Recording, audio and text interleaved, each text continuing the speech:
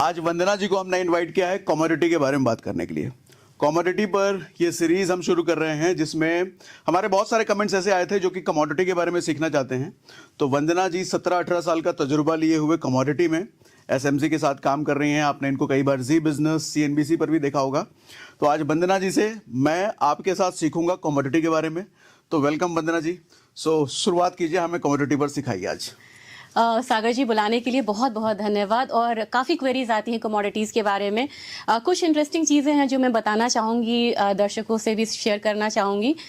Commodity बाज़ार के बारे में क्या फैंसी चीज़ें हैं जो लोग नहीं जान रहे हैं। कमोडिटी बाज़ार का जो वजूद है बाहर के मार्केट में कहा जाए, चाहे वो यूएस हो या जापान हो, 150 साल से भी ज़्यादा पुराना है। ओके। तो कह सकते हैं कि ये जो डेरिवेटिव मार्केट आई, चाहे वो इक्विटी में आई, करेंसी में आई हो, बॉन्ड में आई हो, इसका जो mother of this platform is commodity market.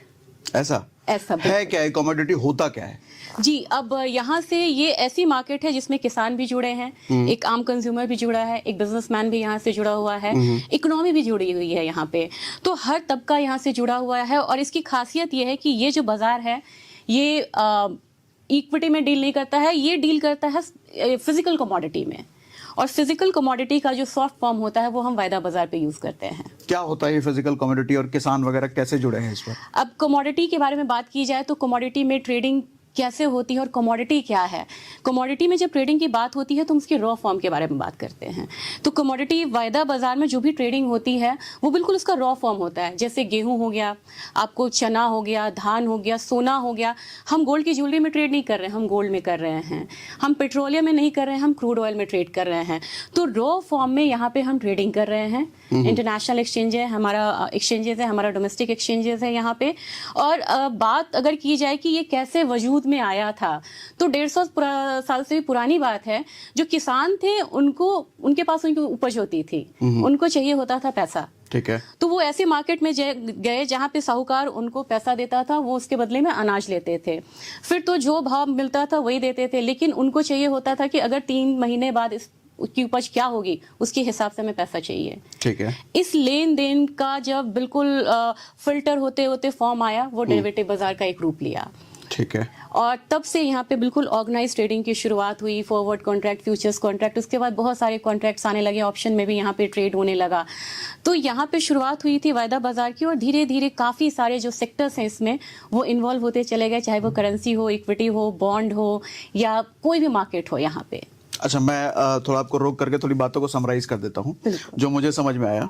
Commodity market का मतलब बेसिकली वंदना जी ये बताना चाह रही हैं, जैसे गेहूं, चावल, दाल, ये सब भी हम ले सकते हैं, सोना, चांदी। आप फिजिकल वर्ल्ड में जैसे इन चीज़ों पर ट्रेड करते हो ना, ट्रेड का मतलब आप समझ रहे हो कि हम कोई चीज़ देते हैं तो बदले में कुछ चीज़ लेते हैं, मतलब खरीद बिक्री करके प्रॉफिट लॉस वो ट्रेड होता है, जो हम ऑप्शंस में भी, इक्विटी में भी कई बार बात कर चुके हैं। इसी तरीके से कमोडिटी एक मार्केट है। जैसे हम इक्विटी की बात करते हैं तो वहाँ पर शेयर्स में ट्रेड होता है। हम जैसे ऑप्शंस की बात करते हैं, वहाँ पर ऑप्शंस होते हैं, इक्विटी के ऑप्शंस। कमोडिटी में जो हमारे पास प्रोडक्ट है जिस पर ट्रेड होता है वो सोना, चांदी, गेहूं, चावल, ये सब प्रोडक्ट है। अब सवाल ये उठता है कि ये सब शेयर मार्केट में कैसे? तो इन्हीं सब का रूप हमें शेयर मार्केट में वर्चुअली लाया जाता है, और हम इस पर फिजिकली ट्रेड नहीं कर रहे होते हैं, लेकिन इन सब की जो वैल्यू रियल वर्ल्ड में, रियल मार्केट में चल रही होती है, वही वैल्यू आपको यहाँ देखने को मिलती है। जब रियल वर्ल्ड में उसकी वैल्यू बढ़ेगी, सोने का भाव बढ़ेगा, चांदी का भाव बढ़ेगा, क्रूड ऑयल का भाव बढ़ेगा, तो वो भाव आपको यहाँ भी देखने को मिलेगा। वो भाव घटेगा तो वो घटा हुआ भाव यहाँ भी देखने को मिलेगा। तो मतलब रियल वर्ल्ड में जैसा उसका भाव ऊपर नीचे होगा, सेम भाव इधर भी ऊपर नीचे होगा, और उसी पर हम ट्रेड लगाते हैं। ठीक है, बिल्कुल सही, परफेक्ट। हाँ, अब यहाँ पे फिर थोड़ा सा यहाँ पे ऐड ऑन करना चाहूंगी कि अब इक्विटी मार्केट की बात हुई, कमोडिटी मार्केट की बात हुई, डिफरेंस क्या है यहाँ पे।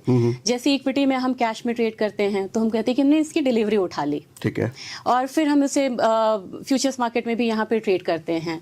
लेकिन जब बात होती है कमोडिटी मार्केट की, कमोडिटी मार्केट का स्पॉट मार्केट, कैश, और ये जो फ्यूचर्स है ये टोटली डिफरेंट होता है। ठीक है। जैसे इस मार्केट में अगर फ्यूचर एक्सचेंज भी है, हमें डिलीवरी अगर चाहिए होगी तो हम एक्सचेंज की मदद से हम डिलीवरी ले सकते हैं।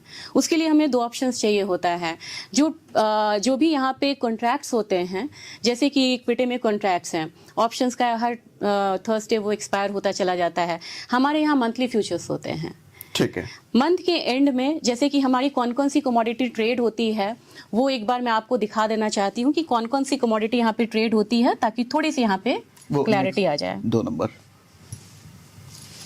हाँ, तो पहले तो हम लोगों ने देख लिया कि किस तरीके से मार्केट है। इसका एक बहुत बड़ा पार्ट यहाँ पे कमोडिटी मार्केट है। ठीक है। कमोडिटी अच्छा, ये थोड़ा सा एक्सप्लेन कर ले क्या, कैपिटल मार्केट क्या है, डेट मार्केट क्या है, आप ही एक्सप्लेन कर दीजिए। तो कमोडिटी मार्केट में जैसे कि हमारे पास निवेश करने की कई सारे यहाँ पे आप देख सकते हैं कि सेक्टर्स है। कैपिटल मार्केट में हम कर रहे हैं, डेट में कर रहे हैं, बॉन्ड्स में कर रहे हैं, फॉरेक्स मार्केट बहुत बड़ी मार्केट है इंटरनेशनल मार्केट में, और करीब करीब हर लोग यहाँ पे फॉरेक्स मार्केट में निवेश करते हैं।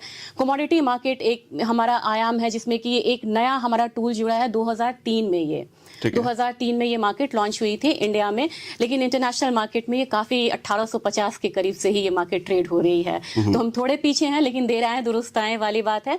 फिर हमारा मनी मार्केट आ जाता है।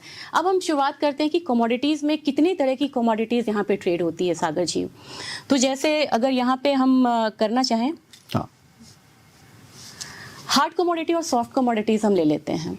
हार्ड कमोडिटीज़ ऐसी कमोडिटीज़ होती हैं जैसे मेटल्स आ गया हमारा। सॉफ्ट कमोडिटीज़ में जैसे एग्री प्रोडक्ट्स आ जाते हैं। मेटल, सोना, चांदी, बिल्कुल। उसके अलावा भी कोई और मेटल्स? नहीं, अभी ये स्टील आप ले सकते हैं। स्टील भी है। हाँ, ओके, ठीक है। बिल्कुल।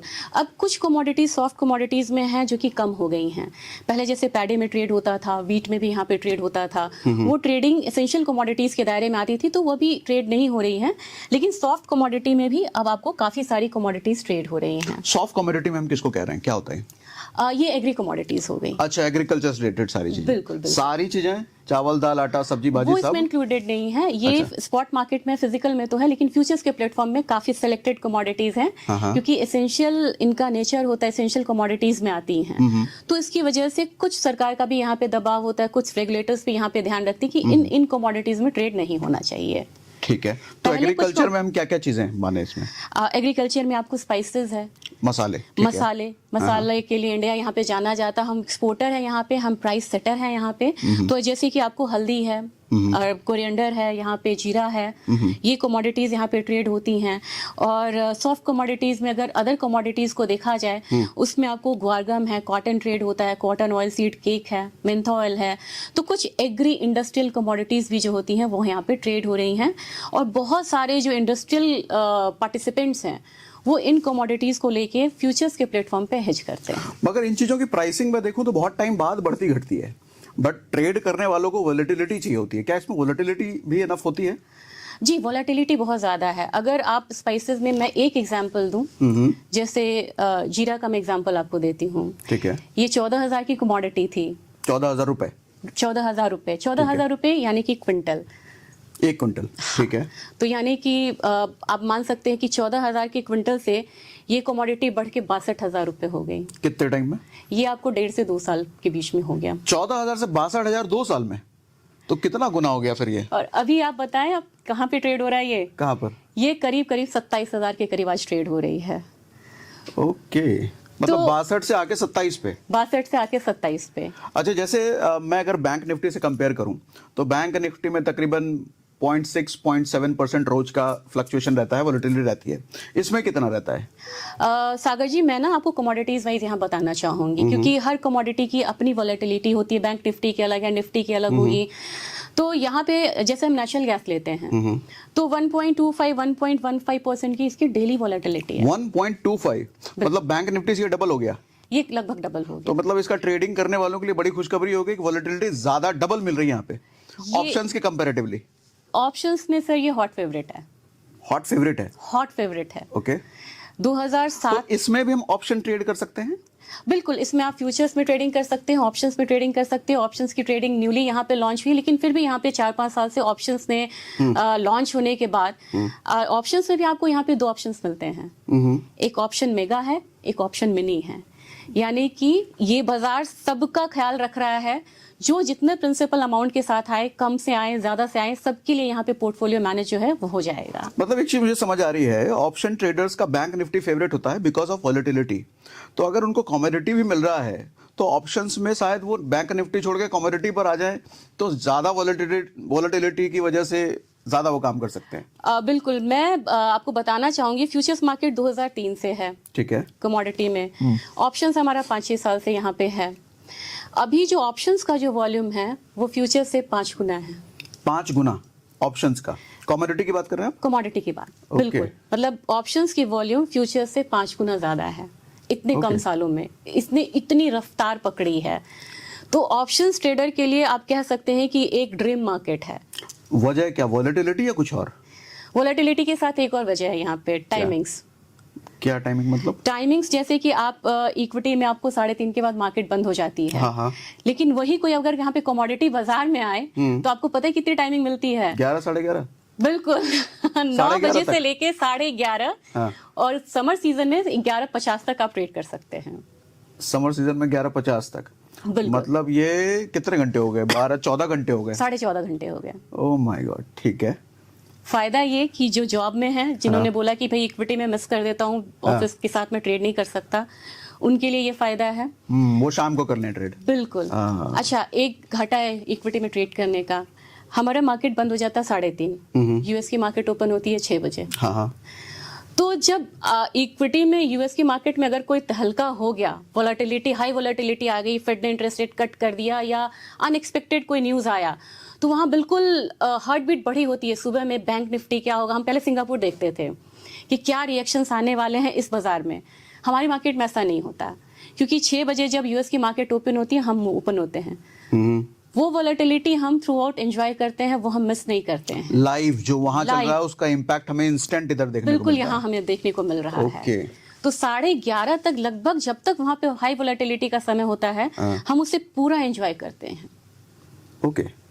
और जो इंट्राडे या स्विंग ट्रेडर्स आप कहते हैं, जो बिल्कुल स्मॉल मूव्स पे काम करते हैं, उनके लिए एक दिन में बाइंग सेलिंग कई सारी अपॉर्चुनिटीज आ जाती हैं।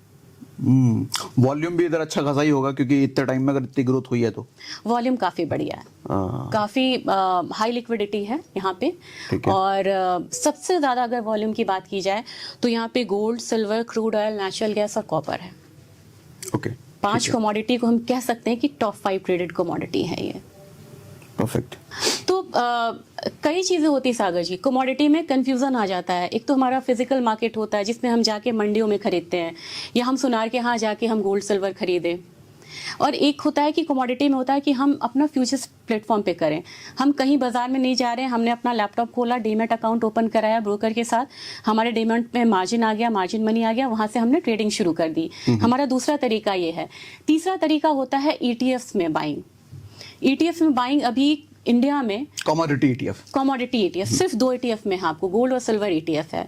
इसकी खूबसूरती ये है कि ये आपको प्राइस के साथ, जो एक्चुअल प्राइस होता है रॉ कमोडिटी की, उसके साथ ये फ्लक्चुएट होता है।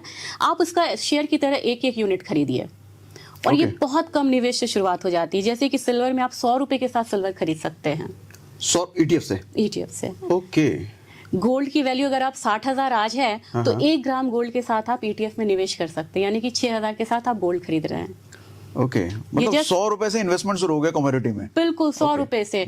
तो किन्हीं को ये ध्यान में रहता है ना कि बहुत पैसा, बहुत सारा मार्जिन मनी, डिलीवरी मिल जाएगी। अरे डिलीवरी नहीं चाहिए तो हमें लेना नहीं, हम स्टैगर डिलीवरी से पहले हम अपना पोजीशन को क्लोज कर देंगे या अगले कॉन्ट्रैक्ट में उसको रोल ओवर कर देंगे। तो मतलब एक और चीज समझ में आ रही है, कोई अगर 10 ग्राम सोना खरीदने जाता है, उसको 50-60 हजार रुपए देने होते हैं, उससे अच्छा आप 100 रुपए का भी सोना खरीद सकते हो इधर। सिल्वर में, सिल्वर में, बिल्कुल। सोने में, गोल्ड में? सोने में है कि एक ईटीएफ आपको खरीदना होगा, 1 ग्राम का एक ईटीएफ होता है। 1 ग्राम का एक ईटीएफ। हाँ, अच्छा, ठीक फिर है। भी आप सोचिए कि हमारे यहाँ काफी लोग हैं जो फिजिकल में लेना चाहते हैं, तो आपने 1-1 ग्राम भी अगर एसआईपी खोल दिया तो आप समझो जो 20 साल में आपके कितने पैसे रहेंगे, आप कितनी डिलीवरी ले सकते हो सोने की। हर महीने आप गोल्ड में, सिल्वर में एसआईपी करते रहो, महीने, वीकली। 12 ग्राम आपका हो गया, और आपने 10 साल करा तो 120 ग्राम हो गया।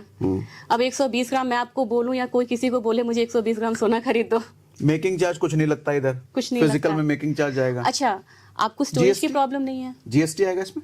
इसमें टैक्स लगेगा बाद में। टैक्स लगेगा, जीएसटी नहीं लगेगा? नहीं। ठीक तो है। आप देखिए कि इसमें आपको स्टोरेज की प्रॉब्लम नहीं है। सोने स्टोरेज की में- प्रॉब्लम कहीं भी रख लो। हाँ, इसमें थेफ्ट की बड़ी प्रॉब्लम होती है कि घर में लोग सोना नहीं रखना चाहते हैं, वो चीजें हैं। तो ये एसआईपी है, जस्ट लाइक म्यूचुअल फंड आपको। ओके। तो कमोडिटी कितना सुलभ है निवेश करने में, मैं ये बताना चाह रही हूँ कि इट्स नॉट कॉम्प्लिकेटेड। लोग सोचते हैं ना कॉम्प्लिकेटेड है, ये कॉम्प्लिकेटेड नहीं है। कमोडिटी स्टॉक्स होते हैं जो कि म्यूचुअल फंड इसमें काफ़ी ज़्यादा निवेश करते हैं। जो म्यूचुअल फंड्स का अपना पोर्टफोलियो होता है ना, आप देखेंगे उसमें गोल्ड माइनिंग्स का भी होगा, BPCL, HPCL, नाल्को, हिंडाल्को वो डाले रहते हैं। वो कमोडिटी स्टॉक्स आप कह सकते हैं कि जो कमोडिटी बेस्ड कंपनी होती है, जैसे सेल हो गया, ठीक है, स्टील अथॉरिटी है तो उनका स्टील कमोडिटी बेस्ड वो कंपनी हो गई। और कमोडिटी म्यूचुअल फंड्स पे आप देखते हैं जो सेक्टर वाइज ये निवेश होता है। तो आज हम बात कर रहे हैं इस प्लेटफॉर्म की, बात कर रहे हैं कमोडिटी फ्यूचर्स की, कमोडिटी ठीक है। फ्यूचर्स की। ये सारी कमोडिटीज है जो मैं आपको बोल रही थी, एग्री नॉन एग्री, ये इसमें ट्रेड होता है। ये जानना काफी ज्यादा जरूरी है कि हम कौन सा प्रोडक्ट हमें अवेलेबल है, ठीक है, हम किन कमोडिटीज में यहाँ पे ट्रेड कर सकते हैं, क्योंकि कमोडिटीज बहुत सारी हैं और ये वो कमोडिटी हैं जो हाईली लिक्विड कमोडिटी हैं। हाईली लिक्विड कहने का मतलब समझाइए एक बार। आप किसी भी पोजीशन, मतलब काफ़ी वॉल्यूम के साथ ये ट्रेड हो रहा है, आप किसी भी स्ट्राइक्स पे यहाँ पे फ्यूचर्स में या ऑप्शंस में आप ले रहे हैं, स्ट्राइक ले रहे हैं, वो पोजीशन आपकी कट जाएगी, आपको डिलीवरी चाहिए, आपको डिलीवरी मिल जाएगी प्रॉपर। यहाँ पे पोजीशन को आप स्क्वायर ऑफ कर सकते हैं, पोजीशन को ले सकते हैं, वहाँ लिक्विडिटी की प्रॉब्लम नहीं आएगी कि अदर पार्टी यहाँ पे मिसिंग है। कहने का मतलब ये है कि हाईली लिक्विडिटी मतलब आप कभी भी बेच और कभी भी खरीद सकते हो, क्योंकि जब बेचने जाओगे तो खरीदने वाला अवेलेबल है, खरीदने जाओगे तो बेचने वाला अवेलेबल है। इसको कहते हैं हाईली लिक्विडिटी। हाँ, बिल्कुल। कई बार क्या होता है, कई सारे प्रोडक्ट में आप बेचने जाओगे, खरीदने वाला है ही नहीं, तो आपको पकड़ के बैठे रहना पड़ेगा। तब तक में मार्केट ऊपर नीचे हो गया, आपका लॉस, प्रॉफिट से लॉस में चले गए आप। तो लिक्विडिटी हाई रहना बहुत जरूरी है। अब अपना टूल बहुत सारा है सागर जी। लोग इक्विटी में बोलते थे कि इंडेक्सेस में ट्रेडिंग नहीं होती है, सबसे बढ़िया कौन, तो निफ्टी बोलते ना कि हमारा निफ्टी है यहाँ पे, ठीक है। तो अब यहाँ पे भी इंडेक्सेस हमारे आ गए हैं, लेकिन यहाँ पे है कि पूरे ओवरऑल कमोडिटी का नहीं है, वो इंटरनेशनल मार्केट में है। हमारे यहाँ है कि आपको जैसे कि बुलियन का एक अलग इंडेक्सेस आ गया, बुलडेक्स आ जाता है, हमारे यहाँ बेस मेटल का अलग है, एनर्जी का अलग है। तो 3 इंडेक्सेस में यहाँ पे लिक्विडिटी के साथ ट्रेड हो रहा है। फ्यूचर्स यहाँ पे जितनी भी कमोडिटीज है सब में फ्यूचर्स यहाँ पे अवेलेबल है। लगभग 75 कमोडिटीज ट्रेड होती हैं। मैं नंबर्स में बताना चाहूंगी जो कि लिक्विड है, यहाँ पे ट्रेडिंग होती है। ऑप्शंस में लगभग बहुत सारी कमोडिटीज में, मेटल्स, एनर्जी, सब में ऑप्शंस अवेलेबल हैं। और ऑप्शंस अवेलेबल हैं सागर जी, तो वो ऑप्शंस मिनी भी है और मेगा भी है। मिनी मेगा पर हमने बात नहीं की थी, वो क्या होता है? मिनी में कॉन्ट्रैक्ट का साइज जो है वो डिफरेंट हो जाता है। जैसे कि आप फ्यूचर्स में गोल्ड को ले लें, जैसे गोल्ड को आप ले रहे हैं तो 1 kg का एक कॉन्ट्रैक्ट आएगा, तो वो मेगा कॉन्ट्रैक्ट आ जाएगा। दूसरा कॉन्ट्रैक्ट हमारा आ जाएगा जो कि 10 ग्राम का आ जाएगा, या यहाँ पे 100 ग्राम, वो मिनी कॉन्ट्रैक्ट हो जाएगा। फिर छोटे से आ जाते हैं गिनी कॉन्ट्रैक्ट हो जाते हैं, वो 10 ग्राम का कॉन्ट्रैक्ट होगा। तो इस तरीके से उनके जो मार्जिन है वो भी अलग अलग लगते हैं। यानी कि कम निवेश के साथ आप मिनी कॉन्ट्रैक्ट्स में ट्रेड कर सकते हैं। ठीक है। एक्सचेंजेस की बात हमने नहीं करी थी। हाँ, तो एक्सचेंजेस की बात होती है तो कमोडिटी कोई अलग स्पेस की चीज नहीं है। अब बड़ी खुशी की बात यह है कि इसमें मल्टी कमोडिटी एक्सचेंज सबसे बड़ा एक्सचेंज है। मल्टी कमोडिटी मतलब? मल्टी कमोडिटी एक्सचेंज यानी कि ये इंडिया का एक्सचेंज है, कमोडिटी एक्सचेंज। यहाँ पे फ्यूचर्स ऑप्शंस ट्रेडिंग होती है। ये हमारा डेरिवेटिव प्लेटफॉर्म प्रोवाइड करता है, जैसे कि NSE है और BSE है। अच्छा, एक चीज मैं यहाँ पे क्लियर कर दूं, सवाल उठता होगा कि जिस जगह पर आप बैंक निफ्टी और निफ्टी में ट्रेड करते हो, कमोडिटी पर वहां ट्रेड नहीं होगा, कमोडिटी के लिए अलग अकाउंट होता है। सही मैं कह रहा हूँ? बिल्कुल। हाँ, लेकिन अब यहाँ पे कुछ सालों में BSE, NSE, MCX और NCDX जो है वो एग्री कमोडिटीज के लिए जाना जाता है। ठीक है, सिर्फ एग्री? हाँ, ज्यादातर है, उसमें मेटल्स भी हैं, लेकिन जो मेन वॉल्यूम है वो आपको NCDX में एग्री कमोडिटीज का बहुत ज्यादा है। लेकिन अब यहाँ पे इंक्लूडेड हो गए हैं NSE और BSE भी। ओके, एग्री तो समझ गए। बुलियंस क्या है? बुलियंस में आपको गोल्ड सिल्वर आता है। अच्छा, ओके, मेटल्स। मेटल्स, बुलियंस का मतलब मेटल की कैटेगरी इसमें आ गई, एग्री का मतलब एग्री किसानों से रिलेटेड सामान। BSE में और NSE में अब आपको एनर्जी कॉन्ट्रैक्ट भी यहाँ पे लॉन्च हो चुका है। एनर्जी कॉन्ट्रैक्ट जैसे? एनर्जी में 2 कमोडिटीज आती हैं फिलहाल तो इंडिया में।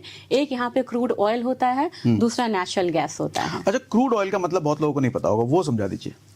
क्रूड ऑयल को अगर हम बिल्कुल बेसिक टर्म ले, कच्चा तेल, आपने सुने होगा। जैसे आप इकोनॉमिक टाइम्स पढ़ेंगे ना, या अखबार में मोटे मोटे उसमें होगा सर्राफा बाजार लिखा आता है ना, चांदी बॉम्बे इतना, मुंबई में इतना, चेन्नई में इतना, ऐसे ही आप देखेंगे कि कच्चा तेल का आपको प्राइस आता है। मतलब ये जो कच्चा तेल है, आप पेट्रोल डीजल जो देखते हो वो पहले कच्चा तेल होता है, हमारे को नेचर ने कच्चा तेल दे रखा है, उससे पेट्रोल डीजल बनाए जाते हैं। सही कह रहा हूँ मैं? बिल्कुल। उनके बाई प्रोडक्ट्स यहाँ पे है, नेचुरल गैस है, आपको पेट्रोलियम है, डिस्टिलेट है, गैसोलीन है, इनके बाई मतलब फिनिश्ड प्रोडक्ट्स ये कह सकते हैं कि ये सारे हैं। कच्चा तेल हमारा रॉ प्रोडक्ट हो गया। तो इन सब चीज़ों में यहाँ पे ट्रेड होता है। इसकी एक और खासियत है सागर जी, मैं बताना चाहूँगी। काफ़ी सारे ब्रोकिंग हाउस ने ये फैसिलिटीज़ दी हैं कि जिनका अकाउंट NSE BSE में है वो कमोडिटी में भी ट्रेड कर सकते हैं 3:30 के बाद। उनका जो बैलेंस अमाउंट है उसके साथ वो कमोडिटी ट्रेड कर सकते हैं सेम प्लेटफॉर्म। ये काफी सारे ब्रोकर्स के साथ है, काफी सारे, हर ब्रोकर्स के साथ नहीं है। नहीं। मतलब समझाना ये चाह रही है मैम कि आपका जिस भी ब्रोकर के साथ अकाउंट है, जो पैसा आपने ऑप्शंस के साथ लिए रखे हैं, इक्विटी के लिए रखे हैं, वो पैसा आप कमोडिटी में यूज नहीं कर सकते ज्यादातर ब्रोकर्स के साथ। लेकिन कुछ ब्रोकर ऐसे भी हैं कि वही पैसा आप कमोडिटी में भी यूज कर सकते हो ट्रेड करने के लिए। यही बिल्कुल रेगुलेटर्स ने अलाउ किया है इसे। तो ऐसे कोई ब्रोकर के नाम आप बता सकते हो जिसमें लोगों को ये सुविधा मिले कि वो पैसे को इक्विटी के साथ साथ कमोडिटी में भी यूज कर पाए? जी हाँ, बिल्कुल। अगर आप SMC के साथ ट्रेड कर रहे हैं या स्टॉक्स कार्ड के साथ ट्रेड कर रहे हैं, उनके पास ये फैसिलिटीज़ हैं। लेकिन पहले किसी भी निवेशक को ये देखना होगा कि ये फैसिलिटीज़ जिनके साथ वो ट्रेड कर रहे हैं वहाँ है या नहीं है। ओके, ठीक है। तो SMC स्टॉक कार्ड का लिंक हम डिस्क्रिप्शन में डाल देते हैं। बिल्कुल, ठीक है, आपको मिल जाएगा जब तक आप देख रहे हो। ओके, आगे। अच्छा वंदना जी, एक बात हमें बताइए कि जैसे नैस्डैक यूएस मार्केट का हम देखते हैं, सीधा इम्पैक्ट पड़ता है हमारे मार्केट पे, तो कमोडिटी मार्केट पर कितना इम्पैक्ट होता है उसका? ये कमोडिटीज़ टू कमोडिटीज़ डिपेंड करती है सागर जी, क्योंकि कुछ कमोडिटी में है कि हम मेजर प्लेयर हैं, उसमें हम प्राइस सेटर हैं, वो प्राइस टेकर हैं। इसका एग्जांपल मैं देना चाहूँगी स्पाइसेस हम हिस्टोरिकली जाने जाते हैं, हमारा देश गुलाम भी हुआ था स्पाइसेस की वजह से, ट्रेड की वजह से। ये नेगेटिव बात है। लेकिन पॉजिटिव चीज़ ये है कि स्पाइसेस में 70% हमारा ग्रिप है एंटायर वर्ल्ड के ट्रेड पे। तो स्पाइसेस की अगर बात होती है तो लोग इंडियन मार्केट को देखते हैं कि इंडिया में क्या चल रहा है, लेकिन जब बात बुलियंस की हो, बात एनर्जी की हो, बेस मेटल्स की हो, तो हमें इंटरनेशनल मार्केट में यूएस में और चाइना में क्या हो रहा है ये हमें देखना पड़ता है। तो जब मॉर्निंग की शुरुआत होती है तो सबसे पहले दुबई ओपन होता है, जापान ओपन होता है, फिर दुबई ओपन होता है। वहाँ पे भी इम्पैक्ट आता है यूएस मार्केट का कि यूएस में किस तरीके की मूवमेंट आई थी, वो रिफ्लेक्ट होता है जापानीज मार्केट में, वो रिफ्लेक्ट होता है दुबई के मार्केट में, वो रिफ्लेक्ट होता है इंडियन मार्केट में। और उसके हिसाब से हम volatility, gap up, gap down, opening एक होता है ना, वो रिएक्शंस आता हुआ देखते हैं। लेकिन कमोडिटी कैटेगरिकली यहाँ पे डिफरेंट मार्केट को ट्रैक करती है। तो हम वहाँ पर नैस्डैक को देखते हैं अपने इंडेक्स के लिए, बिल्कुल। कमोडिटी के लिए किसको देखते हैं? हम यहाँ पे CME को देखते हैं, शिकागो मर्केंटाइल एक्सचेंज। CME आपने सुना होगा नाइमेक्स, कॉमेक्स में सोना ये रहा, नाइमेक्स में क्रूड ऑयल ऐसा रहा। तो हम उसमें शिकागो मर्केंटाइल एक्सचेंज को देखते हैं, ये यूएस की मार्केट हुई। अगर बेस मेटल की बात हुई तो हम यहाँ पे लंदन मेटल एक्सचेंज को हम यहाँ पे देखते हैं। अच्छा, मुझे लगता है कि क्या हमें बाहर के मार्केट को कमोडिटी के लिए देखने की जरूरत है? रीज़न ये है, जैसा आपने बताया कि सेम टाइम पे हम शुरू हो रहे होते हैं, वहाँ भी सेम टाइम पे शाम को 6 बजे और यहाँ भी 6 बजे चल रहा होता है उस टाइम पे, तो लाइव उधर जो हो रहा है इधर भी इम्पैक्ट आ रहा होगा, तो उसको ट्रैक करने की जरूरत है क्या? हम नैस्डैक को इसलिए ट्रैक करते हैं क्योंकि आज जो नैस्डैक में हुआ कल हमको अपने इंडियन मार्केट में देखने को मिलेगा, लेकिन इधर तो लाइव चल रहा होगा। यहाँ पे इलेक्ट्रॉनिक ट्रेडिंग सेशन में ये चलता रहता है। यूएस मार्केट की मैं बात कर रही हूँ, वो थोड़ा और आगे चलता है और हमारी मार्केट 11:50 यहाँ पे बंद होती है, तो वो इम्पैक्ट आता है। दूसरी चीज़, मैं एक और चीज़ यहाँ पे बताना चाहूँगी, 11:50 तक मार्केट चलती है, तो जैसे कि हम वहाँ से 12 घंटे हमसे वो मतलब पीछे हैं, तो वहाँ पे सपोज कि किसी फेड में पॉवेल ने कुछ बोल दिया या कोई स्टेटमेंट आ गया, कोई हरिकेन की बात आ गई, कोई डेटा वहाँ पे जॉबलेस डेटा है, GDP डेटा है, जो हो सकता है हमारे मार्केट के बाद आया, अगर वो मार्केट के बाद वो डेटा आ गया, उसका रिफ्लेक्शन हमारी मार्केट पे जरूर आना है। और वो हमें अगर 11:50, अगर हमारा मार्केट 11:50 बंद हो गया है और उसके बाद उधर आया है, तो हमें अगले दिन देखने को मिलेगा। ये अक्सर सागर जी देखिए, अब हमारा मार्च में एक रेट का इंटरेस्ट रेट कट की मीटिंग है, इंटरेस्ट रेट की मीटिंग है, फेड की बैठक है। इसमें आप देखिएगा जब भी इंटरेस्ट रेट की बात आती है, यहाँ के 12:50 पे आती है, यानी कि हमारे लिए वो कल हो जाता है। हमारी मार्केट बंद और वहाँ पे फेड का अनाउंसमेंट कब होता है? हमारे रात के 1 बजे।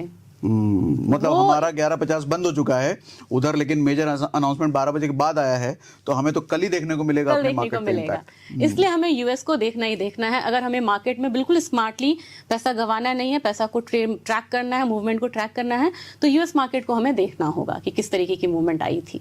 अच्छा, एक लेमैन आदमी जो नया नया है उसके मन में सवाल होता है, ऐसा क्यों फर्क पड़ता है कि वहां जो कुछ हो रहा है उसका इम्पैक्ट हमें यहाँ मिलने को मिलता है? उसका क्या रीजन है? बहुत सारे रीजन हैं। एक तो है कि वो फिजिकल मंडी बहुत बड़ी होती है, मंडी वो बड़ी है। अब यहाँ पे मैं एग्जांपल देना चाहूँगी, चाइना का एग्जांपल देना चाहूँगी। अगर हम सिर्फ बेस मेटल की बात कर लें, अगर हम 4-5 बेस मेटल की बात कर लें, इसमें एल्यूमिनियम है, स्टील, आपको इंडस्ट्रियल मेटल स्टील है, एल्यूमिनियम है, आपको जिंक है, लेड है, कॉपर है। इन कमोडिटीज़ में पूरा 206 कंट्री है। इस एक कंट्री का जो ट्रेड है वो 40-50% है। हमारे इंडिया का? चाइना का। मतलब सिर्फ चाइना का जो ट्रेड है कमोडिटी की हम बात कर रहे हैं, बिल्कुल। बाकी देशों के 50% के बराबर है। बाकी देश पूरे एक साथ, और चाइना का अकेला का कंजम्पशन 50%, 50-40-50% के करीब होता है। चाहे वो कंज्यूम करे, चाहे प्रोड्यूस करे, चाहे एक्सपोर्ट करे, चाहे इंपोर्ट करे। मतलब 50% चाइना लेके बैठा है, बाकी के 50% में वो सारे। ओके। तो जो चाइनीज मार्केट में होगी, वहाँ की जो डेवलपमेंट है, जो इंफ्रास्ट्रक्चर है, वो पिछले 2 दशक से उन्होंने बहुत मेंटेन करा था। 12 अच्छा साल है इंफ्रास्ट्रक्चर, बहुत अच्छा है। 12 साल उन्होंने डबल डिजिट में अपना जीडीपी रखा है, 12-13 साल। तभी आपने मोदी जी को कई बार कहते भी सुना होगा कि हम चाइना के इंफ्रास्ट्रक्चर को कम्पीट करने जा रहे हैं। अब वो दिन भी आएगा सागर जी, क्योंकि उनके ट्रेड रिलेशंस खराब हो रहे हैं अब बाकी देशों से, जो हम आजकल देख रहे हैं टीवी में भी हम काफ़ी ज़्यादा देखते हैं। ट्रेड रिलेशंस खराब हो रहे हैं, उनका रियल एस्टेट खराब जा रहा है, इकोनॉमी की हालत बुरी है। उन्होंने लगातार स्टिमुलस दिए हैं 2022 से, और उसके बाद स्टिमुलस दिए हैं, उसका मतलब क्या? स्टिमुलस यानी कि हमें ज़रूरत है, हमारे पेरेंट्स ने, हम बिजनेस चला रहे हैं, हमारे पेरेंट्स ने बोला कि लो बेटा बिजनेस डूबला, थोड़ा और पैसा ले लो। मतलब लेमैन में ये मैं समझाना चाह रही हूँ, लेकिन तुम बिजनेस ऊपर करो। लेकिन वो बिजनेस ऐसा है जो ऊपर नहीं हो पा रहा है। मतलब पैसा उठा रखा है, पैसा बैंक से पैसा उठा रखा है, बाहर से पैसा हमने लोन लिया है, हमने करेंसी को प्रिंट करा है, करेंसी को हमने प्रिंट करा है। इससे इन्फ्लेशन का भी खतरा बढ़ता है काफी ज्यादा। तो चाइनीज इकोनॉमी में अभी कोई भी ग्रीन शूट्स नहीं मिल रहे हैं, सिग्नल्स नहीं मिल रहे हैं। ग्रीन सिग्नल नहीं है। ग्रीन सिग्नल नहीं और है। हमारे यहाँ भारत में सारा ग्रीन ही ग्रीन चल रहा है, सारा ग्रीन है, जबकि पूरा वर्ल्ड निगेटिव है।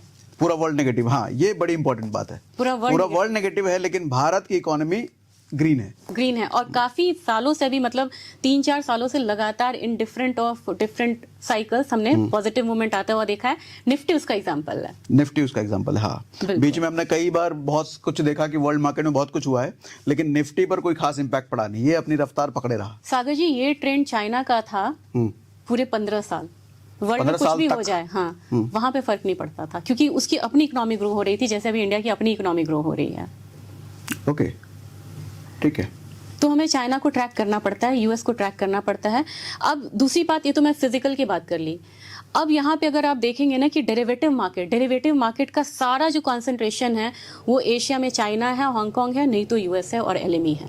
तो हमें उन्हें ट्रैक करना पड़ता है, क्योंकि डेरिवेटिव मार्केट में कमोडिटी का जो अभी वेटेज है वो कम है। और डेरिवेटिव हम कमोडिटी की बात कर रहे हैं, बिल्कुल ठीक है। हम सारी बातें कमोडिटी के रिलेटेड कर रहे हैं, बिल्कुल। डेरिवेटिव आपको क्लियर होगा, राइट? डेरिवेटिव के बारे में कई बार बात कर चुके हैं। डेरिवेटिव ऑप्शंस जो बेसिकली किसी ना किसी चीज से डिराइव्ड होकर के आई है। जैसे मैंने एक बार एग्जांपल लेके बताया था कि अगर आपको रियल फ्लैट खरीदना है, तो 1 करोड़ का अगर फ्लैट है तो उसमें रहने के लिए आपको 1 करोड़ रुपए देना पड़ेगा। लेकिन आप चाहो तो उसी फ्लैट में 25,000 रुपये महीना रेंट दे करके भी रह सकते हो। यानी कि एक्चुअल फ्लैट आपको खरीदने की जरूरत नहीं पड़ी। 25,000 रुपये में वही 1 करोड़ की फैसिलिटी को आप एंजॉय कर रहे हो, सिर्फ 25,000 रुपये महीना दे करके। इसी को कहते हैं डेरिवेटिव। बिल्कुल। हाँ,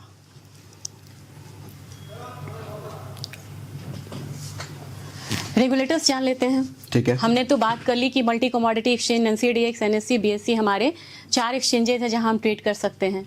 रेगुलेटर्स को जानना बहुत ज़रूरी है, उनके सर्कुलर्स को देखना बहुत ज़रूरी है, वो क्या कह रहे हैं। तो पहले तो हमारा फॉरवर्ड मार्केट कमीशन एक अलग एंटिटी थी जो कमोडिटी को रेगुलेट करते थे। ये फॉरवर्ड मार्केट कमीशन क्या है? फॉरवर्ड मार्केट कमीशन पहले डिपार्टमेंट था मिनिस्ट्री ऑफ कंज्यूमर अफेयर्स के अंदर, वो हमें देखते थे, इस मार्केट को रेगुलेट करते थे, कमोडिटी मार्केट को रेगुलेट करते थे। लेकिन अब इक्विटी और कमोडिटी सबको अब सेबी रेगुलेट कर रहा है। ओके, मतलब एक छत के नीचे हम आ गए, ताकि बिल्कुल समानता बनी रहे और एक प्लेटफॉर्म पे हम यहाँ पे रहें। तो अब जरा हम इस सेशन में बेसिक्स ऑफ कमोडिटी मार्केट की बात कर लेते हैं, थोड़ा ट्रेड वेट कैसे करते हैं वो सब भी जरा हम जान लेते हैं। हाँ बताइए वंदना जी। सागर जी, कुछ भी बहुत बड़ी बात नहीं है इसमें। कमोडिटी में हम वही चीज ट्रेड करते हैं जो आप डे टू डे लाइफ में यूज कर रहे हैं। आपने गोल्ड पहना हुआ है? नहीं, गोल्ड नहीं है ये गोल्ड नहीं है। चलिए, गोल्ड अगर आपने पहना है, गोल्ड आपको पता है आप कितना खरीद रहे हैं, बेच रहे हैं, आप सुनार के पास जा रहे हैं, ज्वेलर्स के पास जा रहे हैं, वही चीज आपको फ्यूचर्स मार्केट में ट्रेड करना है। ठीक है। जैसे आप पेट्रोल पंप पे जाते हैं, गाड़ी में तेल डलवाते हैं, आपको पता चल जाता है या पेट्रोल का दाम बढ़ गया या घट गया, है ना? वही चीज हम यहाँ इस मार्केट में ट्रेड कर रहे हैं फ्यूचर्स प्लेटफॉर्म पे। मतलब इसकी प्राइसिंग रियल वर्ल्ड में आदमी देखता ही रहता है, देखता ही पेट्रोल रहता के प्राइस बढ़े घटे। खासियत ये है कि हमने यहाँ पे निफ्टी में ट्रेड करा, इक्विटी में ट्रेड करा, तो हमने यहाँ पे सेल में ट्रेड करा। ये सेल हमें इंटरनेशनल प्लेटफॉर्म पे नहीं मिलेगा। जब आप यूएस में जाएंगे ट्रेड करेंगे, सपोज कोई यूएस का लोग है, उसको यहाँ के स्टॉक्स नहीं मिलेंगे क्योंकि यहाँ की हर कंपनी वहाँ लिस्टेड नहीं है। ओके। यहाँ के हर कमोडिटी वहाँ भी लिस्टेड है। अच्छा, यहाँ के हर स्टॉक वहाँ लिस्टेड नहीं है, यहाँ की सारी कम्युनिटी उधर भी लिस्टेड है। आप वहाँ भी गोल्ड में ट्रेड कर सकते हैं, यहाँ भी गोल्ड में ट्रेड कर सकते हैं, आप एलएमए में भी, लंदन में भी गोल्ड ट्रेड कर सकते हैं, यूएस में भी गोल्ड ट्रेड कर लेकिन सकते हैं। सबके भाव अलग अलग होंगे ना? करेंसी पे डिपेंड करता है, लेकिन करेंसी को आप आईएनआर में कन्वर्ट करेंगे फिर भी वही आएगा। थोड़ा सा एप्रिसिएशन आ जाएगा या थोड़ा बहुत का फर्क होगा, इन्फ्लेशन का फर्क आएगा, अपनी वैल्यू करेंसी का फर्क आएगा। लेकिन आपको कमोडिटी सेम है। ओके। लेकिन जैसे हम देखते हैं कि दुबई में सोने का भाव बहुत कम है, बहुत सस्ता होता है, तो वही हमें यहाँ भी देखने को मिलेगा ना? अगर हम दुबई मार्केट देख रहे हैं तो वहाँ तो कम प्राइस आना चाहिए। वहाँ का मार्केट, फ्यूचर्स मार्केट सेम रहेगा, लेकिन जब डिलीवरी की बात आ जाती है ना, तो कुछ टैक्सेस यहाँ पे लगते हैं। जैसे आपको इंपोर्ट ड्यूटी वगैरह आ जाता है, तो इंडिया में ये सब्जेक्ट टू गवर्नमेंट है कि गवर्नमेंट कितना इंपोर्ट ड्यूटी को, अगर हम इसमें डिलीवरी ले रहे हैं तो हमें टैक्स देने पड़ेंगे। हाँ, कुछ टैक्स होते हैं, इंपोर्ट ड्यूटीज होते हैं, जीएसटी वगैरह होती है, कुछ मतलब टैक्सेस हैं जो इंक्लूडेड होते हैं। अच्छा, मतलब जैसे मैं समझाता हूँ, दुबई से अगर आप सोना लाते हो तो आपको रेट बराबर ही पड़ जाएगा, क्योंकि आपको वहां तो खरीदोगे आप सस्ता, लेकिन एयरपोर्ट पर कस्टम ड्यूटीज वगैरह लगा लुगा करके उतने का ही भाव पड़ जाता और है। यहाँ पे भी आप फिजिकल डिलीवरी लेते हैं तो आपको कुछ खर्चा तो इसका आता है, वो अपना खर्चा होता है, वो लगभग वही प्राइस पड़ जाता है, वही इंडिया प्राइस पड़ जाता है। थोड़ा बहुत का यहाँ पे डिफरेंस आ जाता है, वो डिफरेंस को हम आर्बिट्रेज भी बोलते हैं। ओके। सस्ते मार्केट से लेना, महंगे मार्केट में बेच देना, और वो जो गैप हुआ वो हमारा मुनाफा हो गया। ठीक है। तो आर्बिट्रेज एक फंड है, वो एक फंड होता है, उस पर हम कभी और बात करेंगे। हाँ, ठीक है। तो इनमें हम वही कमोडिटीज में ट्रेड कर रहे हैं जो कमोडिटी हम डे टू डे लाइफ में यूज कर रहे हैं। तो हमें अलग से किसी की बैलेंस शीट नहीं पढ़नी है, वो किस में बिजनेस कर रहा है वो नहीं देखना है। जो कमोडिटी हम यहाँ पे, चाहे वो बेस मेटल्स हो, चाहे स्पाइसेस हो, चाहे वो शुगर हो, मतलब वो इतनी ही कमोडिटीज है जिसको हम जान रहे हैं, इसलिए ये काफ़ी इजी होता है ट्रेड करना। स्पॉट मार्केट, फ्यूचर्स मार्केट, इसमें दोनों होते हैं। बस ये है कि कैश में, इक्विटी में, कैश में फिजिकल कुछ भी नहीं है, शेयर्स का आपको मिल जाता है, लेकिन यहाँ पे आपको डिलीवरी मिलती है फिजिकल कमोडिटी की।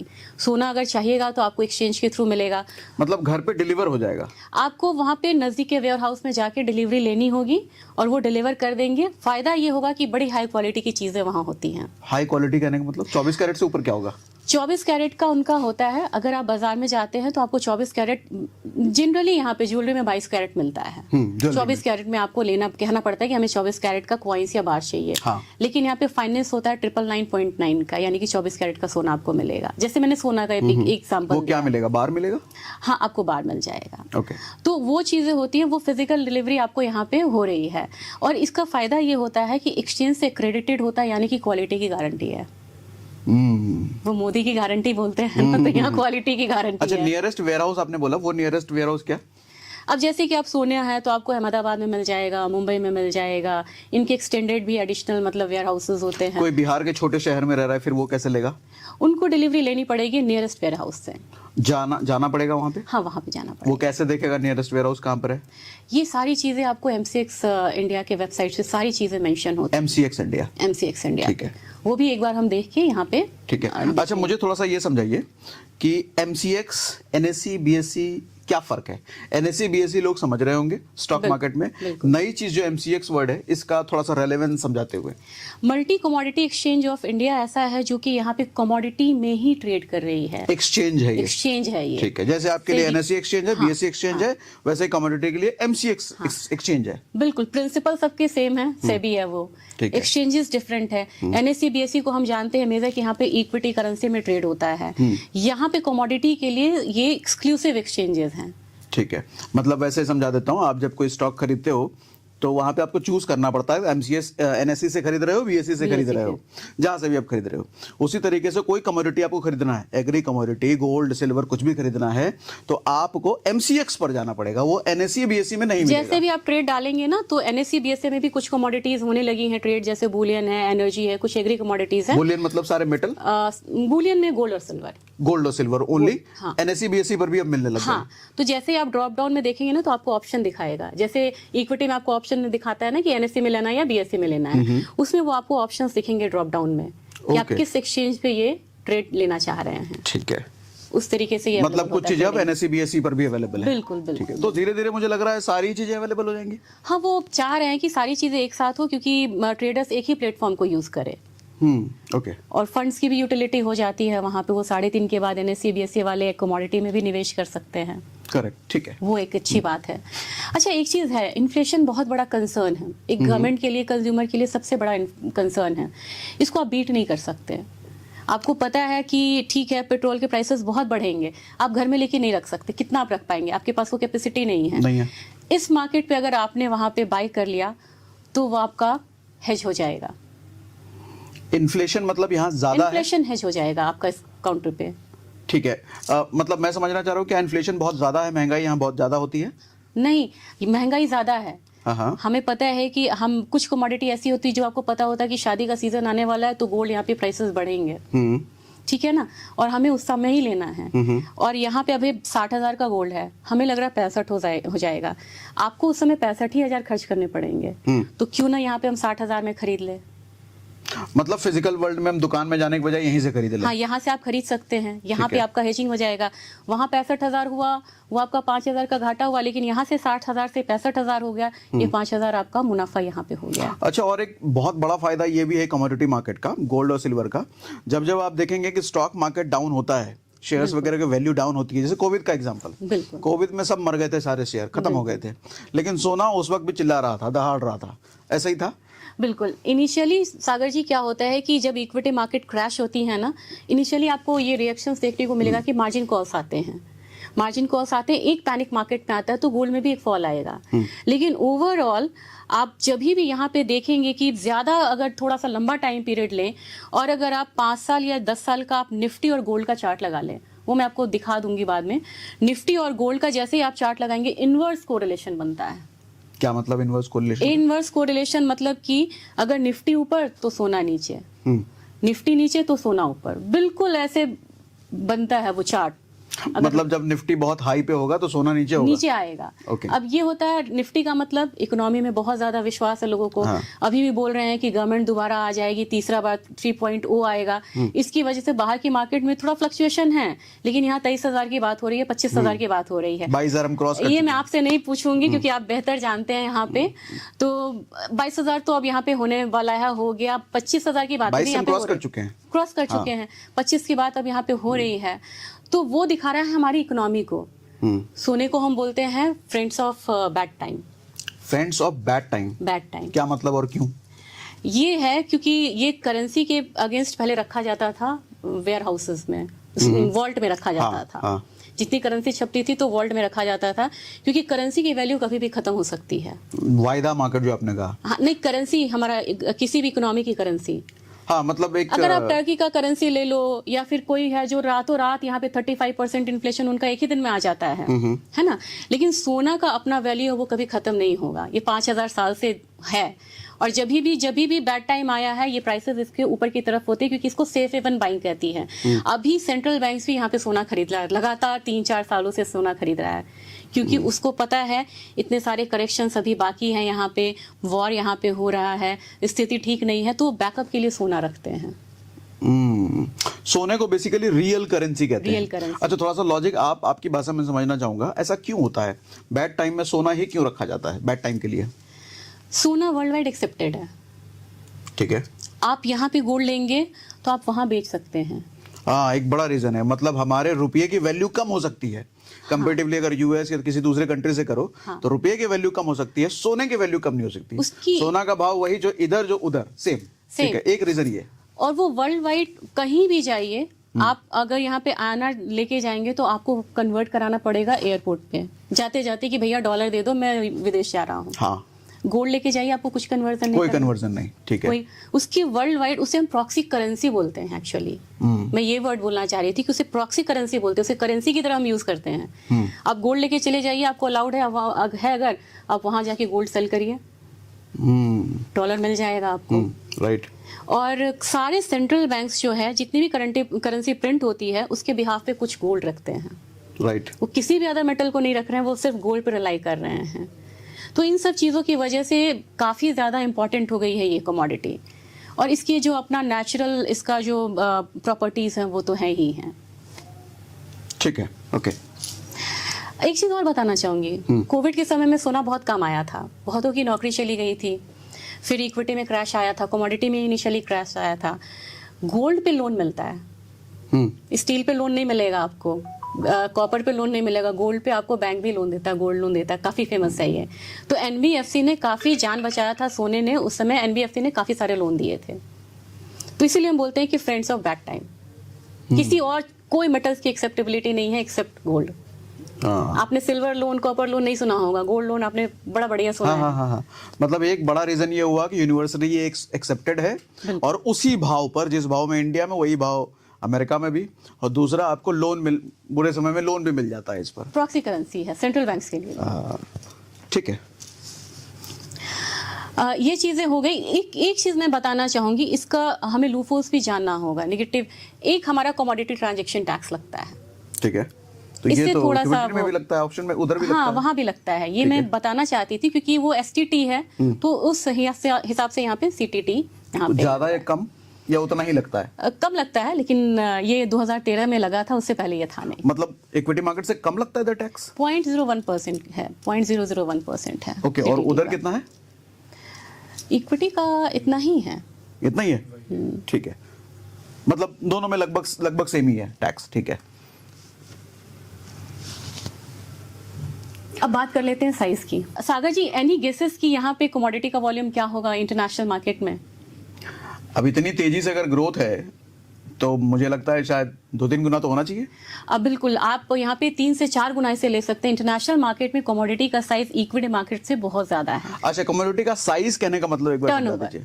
टर्नओवर, ठीक है। कितना वॉल्यूम के साथ ये ट्रेड होता है? मतलब कितने लोग इक्विटी मार्केट में, मतलब शेयर मार्केट में पैसा लगा रहे हैं, उससे ज्यादा लोग कमोडिटी मार्केट में पैसा लगा रहे हैं, और कितना ज्यादा? 4 गुना ज्यादा।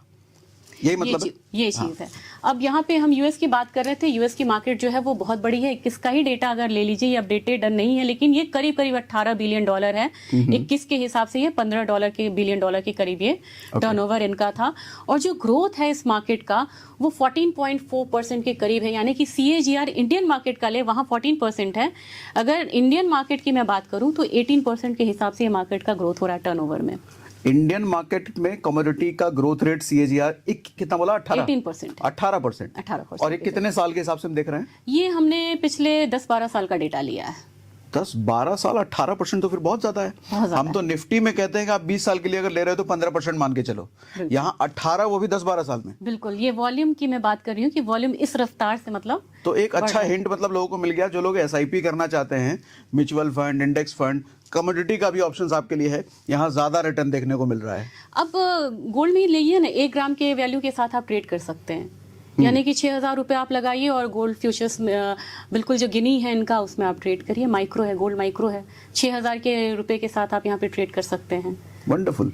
आपको अगर ऐसा कोई वीडियो चाहिए तो बताना कि जिसमें हम SIP कमोडिटी पे कैसे करें, वो पूरा डिटेल हम ट्यूटोरियल बना देंगे उसके लिए। बिल्कुल। चाहिए होगा तो आप कमेंट बॉक्स में बता सकते हो। बिल्कुल।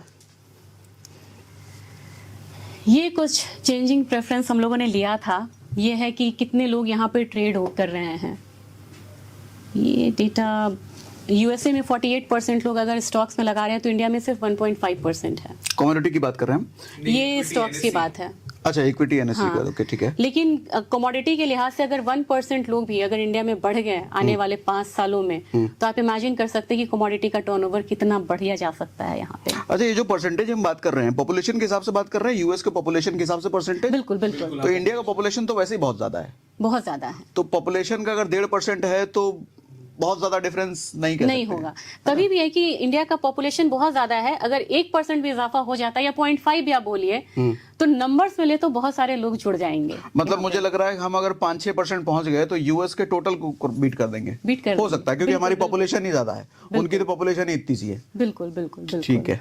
इस तरीके से है। ये एक मैंने यही इस रफ्तार से ये बढ़ रहा है। 18% का रफ्तार, ये हम कब से देख रहे हैं? 2005 से हम देख रहे हैं। ये 2018 मैंने नहीं 18 तक। दिखाया इसलिए क्योंकि ये 18 तक का डेटा था। ठीक है, चलेगा, वंडरफुल। नहीं, ये भी दिखाने लायक है, ये भी आप देख लो। 2005 से 2018 तक 18% का CAGR, मतलब बहुत है। 18.7% मतलब इस 19% ले लो आप, मान लो इसको। 19% यहाँ पे लेके चल सकते हैं कि इस रफ्तार से ये मार्केट बढ़ रही है।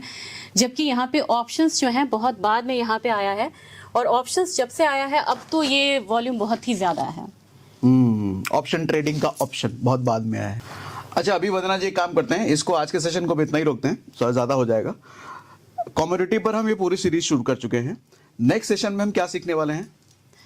हम पहले तो हम बेसिक्स यहाँ पे देखेंगे सारे। अभी तक बेसिक हमारा पूरा क्लियर नहीं हुआ है, नहीं। बेसिक ही अभी हम चल रहे हैं। नेक्स्ट सेशन को हम बेसिक एक्सटेंड और करेंगे, ठीक है? बिल्कुल। ट्रेड कैसे करना चाहिए, वेबसाइट्स को कैसे फॉलो करना है, क्योंकि वहाँ पे सर्कुलर्स आते हैं, बेसिक इन्फॉर्मेशंस वहाँ पे मिलेंगी।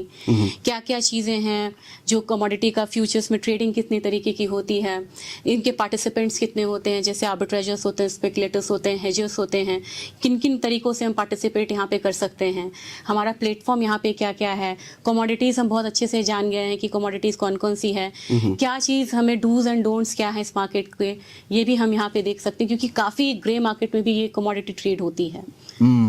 तो ग्रे मार्केट का भी थोड़ा समझेंगे हम। बिल्कुल ठीक है। बिल्कुल बिल्कुल। तो ये सारी चीजें हम आगे के सेशन में समझने वाले हैं। मीनवाइल डीमैट का लिंक हमने एसएमसी का स्टॉक कार्ड का डाल रखा है, जिसमें कि दोनों ही ऑप्शंस आपको मिल जाते हैं। वहां पर आप एक ही पैसे को इक्विटी में भी और कमोडिटी में भी यूज कर सकते हो। और डीमैट के साथ साथ हमने टेलीग्राम चैनल का भी लिंक डाल रखा है, जिस टेलीग्राम चैनल में आप वंदना जी से कनेक्ट करके कमोडिटी में ट्रेड करने के बहुत सारी चीजें, आपको पता है टेलीग्राम में क्या होता है, वो सारी चीजें टेलीग्राम में सुविधाएं आपको मिल सकती हैं। उसका भी लिंक हमने डिस्क्रिप्शन में डाल दिया है। बाकी अभी तक का कोई सवाल निकलता है तो कमेंट बॉक्स में लिख के जरूर बताइए, आगे के सेशंस में हम सवाल पिक कर लेंगे।